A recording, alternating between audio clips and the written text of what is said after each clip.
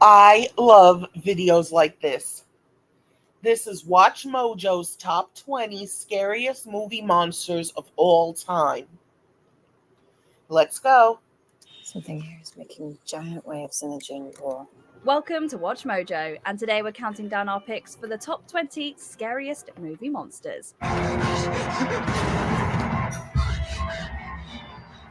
For this list, we'll be looking at the most frightening monsters in movie history. Which of these did you find the scariest? Let us know in the comments below. Number 20, The Crooked Man, The Conjuring 2. Valak is the primary antagonist of the Conjuring series, and it takes its scariest form in The Conjuring 2 as the Crooked Man. There was the Crooked Man. This is a bizarre creature with a very lanky frame, greyish skin, and a wide smile filled with sharp teeth. But perhaps the scariest thing about it is the way it moves. When appearing to Billy, the Crooked Man walks in a very erratic and supernatural manner. The creature is played by a Spanish actor named Javier Botet. Botet has been cast as numerous movie creatures owing to his height and hypermobility, which is a symptom of his Marfan syndrome. Botet does an exceptional job as the Crooked Man, creating what could be the scariest monster in a franchise full of them. Here I come. Am I talking to the spirit that's oppressing this family? Number 19, The Dementors, the Harry Potter franchise. Like The Conjuring 2? Love Harry Potter? Introduced in The Prisoner of Azkaban and appearing sporadically throughout the franchise, the Dementors are some of the freakiest monsters in young adult literature. What a Dementor really is, no one really knows. All we know is they're wraith-like creatures that guard the most notorious prison in the wizarding world. What was that thing? Okay. It was a Dementor, one of the guards of Azkaban. It's gone now. He was searching the train for Sirius Black. Their physical appearance is quite startling, but it's what they do that's most terrifying. With the help of their circular gaping mouths, Dementors glide towards their victims and quite literally suck out their souls. Listen, Harry, they've captured Scariest. Any minute, the Dementors are going to perform the kiss. You mean they're gonna kill him? No, it's worse. Much worse. They're going to suck out his soul. One Dementor is terrifying, let alone a large group of them. There's a reason even the most hardened criminals fear them with every inch of their being. Number 18, The Wendigo, Antlers. I saw Antlers. It was interesting. And there were some suspenseful parts. But I wouldn't call it scary. The Wendigo is a mythological creature originating in First Nations folklore. It's appeared in numerous pieces of pop culture throughout the years, typically as some type of large beast-like creature that preys on humans. An absolutely terrifying iteration of the Wendigo appears in Antlers. Is that the kind of thing you taught in California? I don't think that's gonna fly here. The physical design of this monster is both imaginative and wonderfully realised. Towards the end of the film, Carrie Russell's character comes across the Wendigo in the dark and sees a human face is draped over its head. That image alone is worth the price of admission, but the rest of the creature is equally terrifying. Suffice to say, this is the last thing we'd want to see inside a flashlight beam.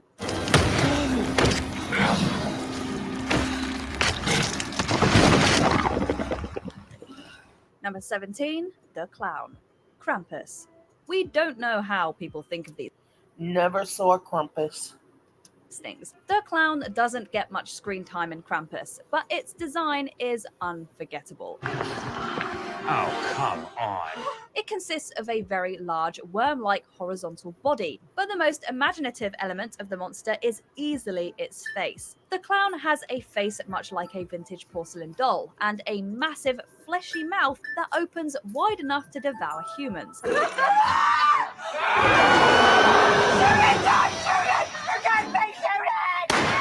The contrast cross between the fleshy muscle and porcelain face is marvelously grotesque. It looks revolting and provides a tantalizing glimpse into the creature's biology. The practical effects and sound design are also fantastic, making a scary monster even scarier. Give me back my kids, you fudger! Number 16, Lipstick Face Demon, Insidious franchise. Despite his admittedly goofy name, the Lipstick Face Demon is one of the most terrifying monsters of the 2010s. What's happening to Renee is real. I've seen it for myself. For one thing, he's the central part of one of the most effective jump scares in modern horror history. The demon appears right behind Josh's shoulder, accompanied by a startlingly effective growl in the midst of a tension-filled silence. I can still hear that voice.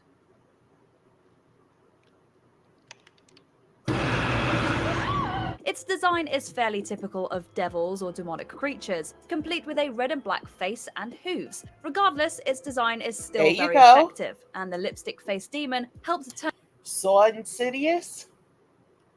It was good. the Insidious franchise into the box office mega success it became. Number 15, Moda, The Ritual. Who knew that this little British film would produce one of the most effective monsters of the No clue. decade? Moda is another Wendigo-like creature, appearing in full at the very end of The Ritual. It doesn't get much screen time, but the time it does get is both haunting and impressive.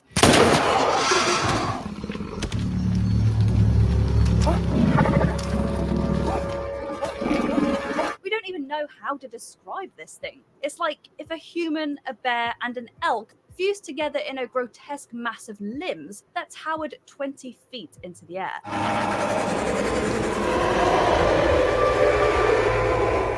The physical design of this monster is simply incredible, with its dangling human arms, torso-like antlers, and beady yellow eyes being particular highlights. We don't know what it is, but then again, we don't really want to find out. Number 14, Crawlers, the Descent franchise. Caves are a frightening place to be. The Descent, very scary. It seems boring, but not when you're like used to being in there as you're watching it. It gets good. We instinctively fear them because they're dark, deep, and labyrinthine. Oh, and there's also the fact that we don't know what's hiding in their depths, watching from the shadows and waiting to strike. He's circling us.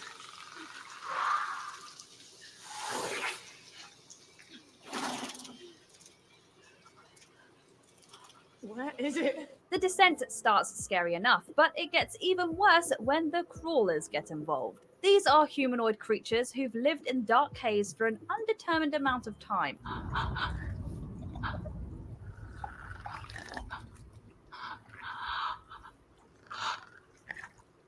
This has turned them into territorial and cannibalistic monsters who violently defend their home from outside visitors, namely spelunkers hoping for a taste of adventure. Finding a bear inside a cave is freaky. Finding these things is positively nightmarish. Number 13, The Mutant Bear, Annihilation. With a story centered around intermixing Never saw this. DNA, we expected some imaginative creature design. Do you think it's a crossbreed? You can't crossbreed between different species. Well, we certainly got that and then some. In what's arguably the movie's most memorable scene, a mutant bear arrives to sniff out the vulnerable protagonists. The creature is a horrific mixture between black bear and human. Its body is bear-like, but the skin on its face has rotted away, leaving behind an exposed skull. But the scariest part by far is its fusion with Cass. The bear's roaring is intermingled with Cass's human screams, and it looks like Cass's skull has been merged with the bear's.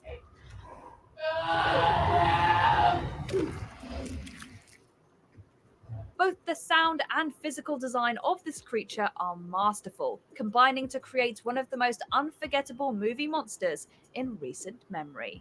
Number 12, The Babadook. The Babadook. I got all the way until like 20 minutes before the end of the movie, and I was just sick of it. Not that it was that scary. Nothing happened.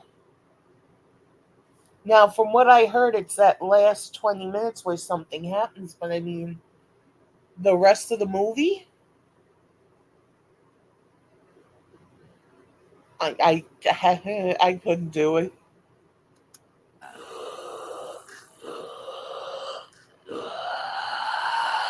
This horror movie from Jennifer Kent made major waves when released in 2014, with many calling it a modern masterpiece. There are a number of factors for its strong critical reception, including the creature design. The Babadook is a very creepy creature that appears with massive claw-like appendages and a ghostly white humanoid face. It doesn't help that the Babadook often sticks to the shadows, letting our imaginations run wild. Perhaps even scarier than its physical design is what it represents. The Babadook is a metaphor for Amelia's grief, so his presence is palpably felt even when he's not on the screen.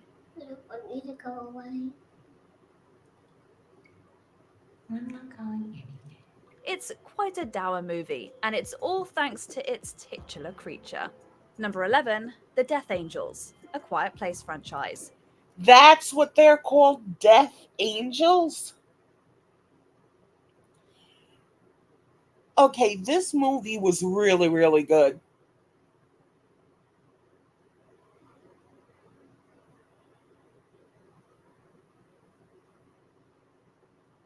One, spoiler alert. Two, it's coming. Three, I'm gonna say it. Four, I'm about to. Five, here we go. This whole movie is about these alien monsters who feed on us, but they hunt by sound.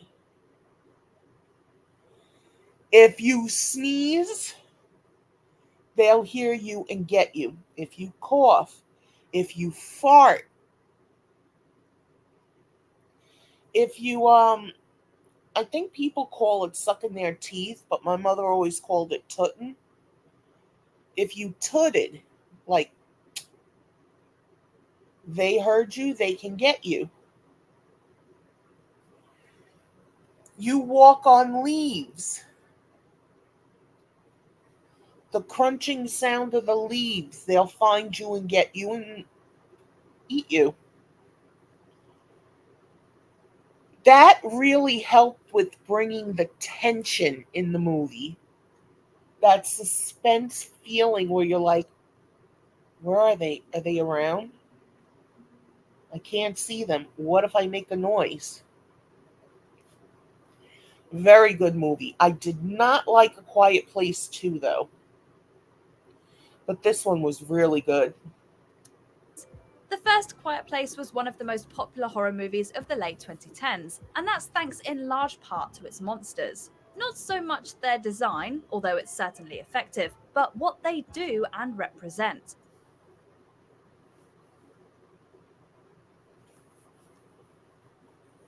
With the help of hypersensitive hearing, the monsters pounce on anything and anyone that makes noise. This causes everyone to live in constant fear and paranoia, forced to monitor each and every activity for even a modicum of sound. Their danger is horrifically established in the first 5 minutes of the movie, when a long-legged creature swipes young Beau before his family's eyes.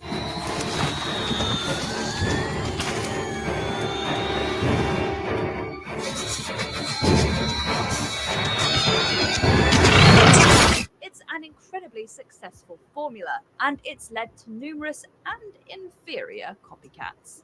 Number 10, The Blair Witch. The Blair Witch. The Blair Witch, I don't care what anyone says. It did its job. They even came up with the legend, which wasn't true. Everyone who watched it, even though they said it was fake, they made it till the end. Very good movie, very good concept. It just, It's the whole thing of being lost in the woods. Anything can get to you. Witch franchise. Despite initially never appearing on the screen, the Blair Witch is one of the scariest movie monsters of all time. What we don't see is always scarier than what we do. I'm scared to close my eyes.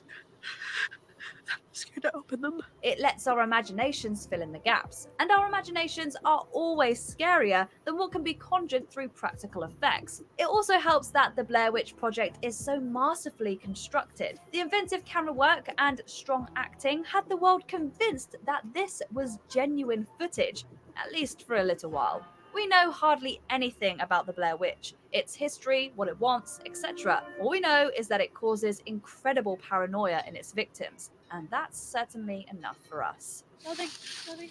I'm just very hungry. I'm very tired. And I'm very scared and I just want to go home, Okay. Number 9, Jaws. Jaws. My favorite movie. I love Jaws. Steven Spielberg has long been regarded as one of the best directors in movie history, and he became a household name with Jaws. The movie's filming process was notoriously awful, complete with a mechanical shark that never seemed to work. But Spielberg pulled it off with some imaginative filmmaking techniques.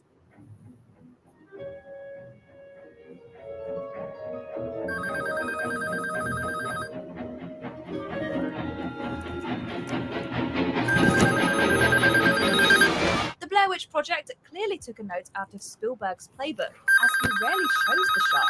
The creature's underwater POV shots and the accompanying music are iconic, and Spielberg didn't shy away from the bloody carnage that it brought. Of course, the movie works exceptionally well even when the shark is on screen. It still looks amazing to this day. One only needs to watch Quint's excruciating Sorry, phone call. death scene to realize that. Fire, you son of a... Number 8, Rexy, the Jurassic Park franchise. There's no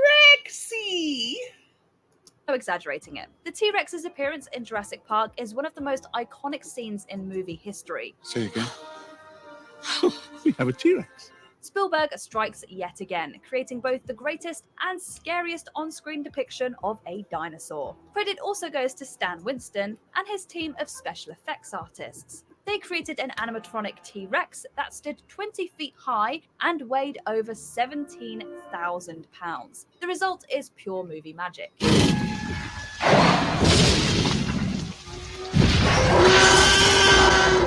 Boy, my head being right all the time. Everyone who's seen Jurassic Park has fond memories of the pounding rain, the shaking water, the approaching booms and shakes, and the face of the T-Rex appearing over the fence. And that roar. Oh God, that roar. Hey! Number 7, Count Orlok, Nosferatu. It's amazing Never saw this. how Count Orlok has stood the test of time. Conceived and filmed in the early 20th century, Orlok has nevertheless remained a haunting symbol of the horror genre. While the character is based on Count Dracula, or more accurately, ripped off from Count Dracula, he shares little in common with the other on-screen iterations of the iconic character. He's far more demonic in appearance, complete with tall, lanky frame, pointy claws, and that incredibly creepy face that's caused a century's worth of nightmares. We tend to think of silent films as crude predecessors of modern cinema, but Orlok's design proves otherwise. It's innovative, and best of all, it's still disturbingly effective. Number 6, The Pale Man, Pan's Labyrinth. Guillermo del Toro is well known for his fantastical creature designs, but this has to be his masterpiece. Put crudely, this is one gnarly monster. Never saw Pan's Labyrinth. Its white skin hangs in slabs off its torso, and most famous of all, its eyeballs are in the palms of its massive clawed hands. It's a masterclass in imaginative monster design. The Pale Man is played by a contortionist named Doug Jones, and he does an exceptional job with the creature's slow and erratic movements. And worst of all, this thing eats children. The entire sequence is ripped straight out of a nightmare, from the design of the monster to the way it slowly chases Ophelia down a long corridor. It's great stuff. Horrifying, but great.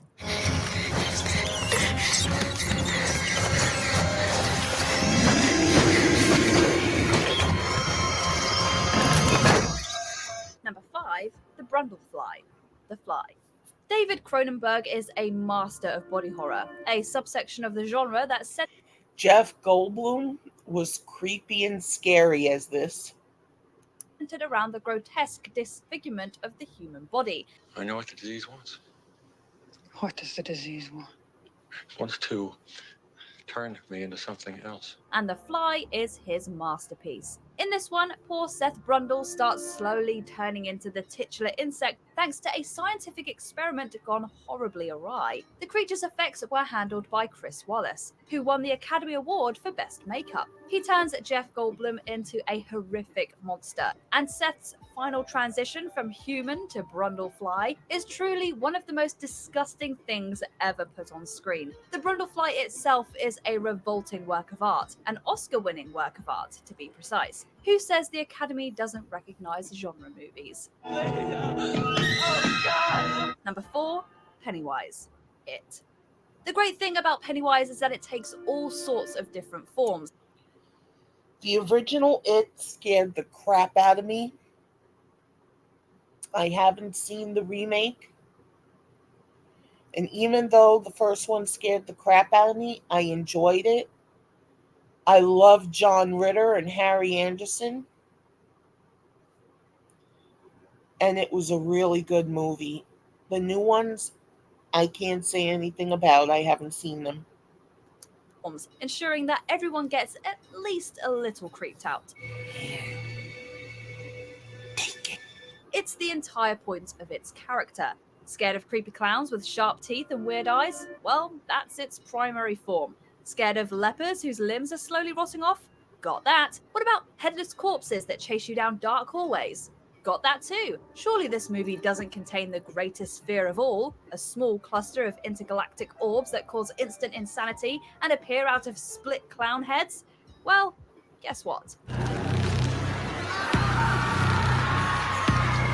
Pennywise's taunting personality is also gleefully unnerving, and Bill Skarsgård does a wonderful job with the character's more malicious tendencies. Number 3, The Thing. The Thing. I never saw the original, but I love this movie. The only scene I don't like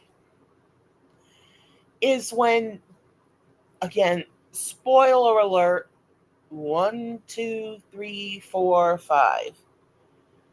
The alien is a dog, and they put it in with the other dogs, and it kills all the other dogs. That I didn't like. But the rest of the movie, it's really good. We never actually see the Thing. It's an alien entity that takes the physical form of those it assimilates, and in this case, a group of isolated scientists working in Antarctica. It isn't Benny!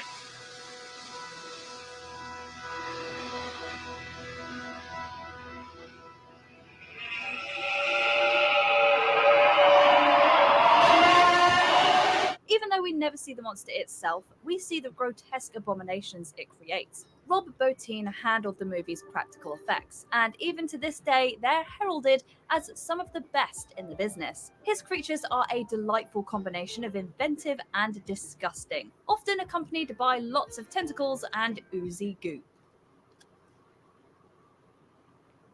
Take, for instance, the human head that dislodges itself from its body and turns into a spider. How they come up with this stuff, we don't know, but we're glad they did.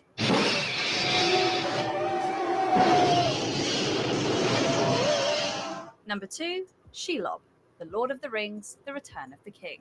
While Shelob is little more than a giant spider, it nevertheless remains one of the scariest I hate spiders. Movie monsters in recent history. It works thanks in large part to the tension that director Peter Jackson wrings out of the character.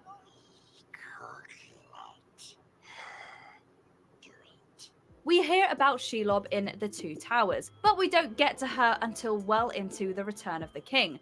And even when we do, her appearance is preceded by an eerie cave filled with skeletons, hanging animal corpses, and massive webs. Shelob is one of the most dangerous creatures in the trilogy, and she nearly ends the entire quest when she stabs Frodo in the gut.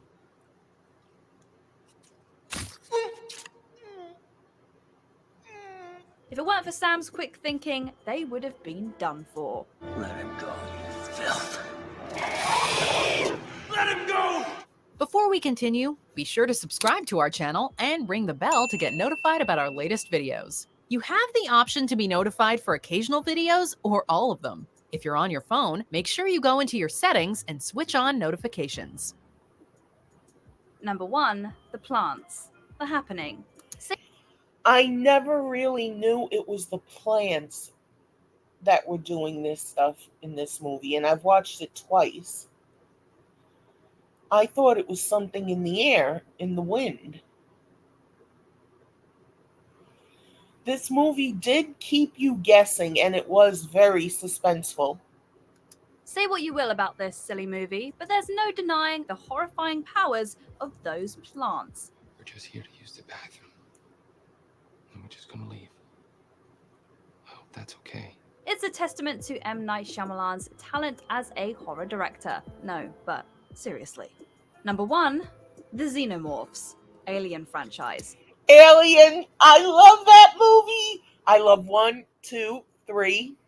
4 is okay. I love AVP 1.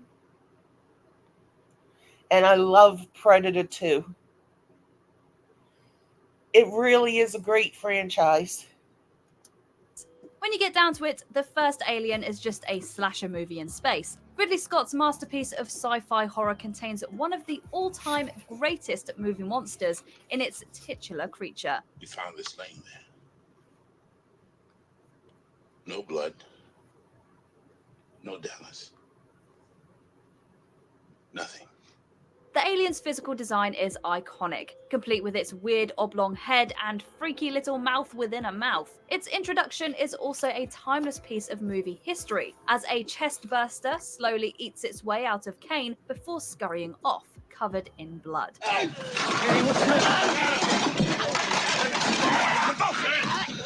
The possibilities are endless when it comes to aliens, but sometimes the simplest designs are the most effective. This is just a tall, somewhat humanoid alien that hides in the air ducts and remorselessly eats people, and it remains horrific to this day.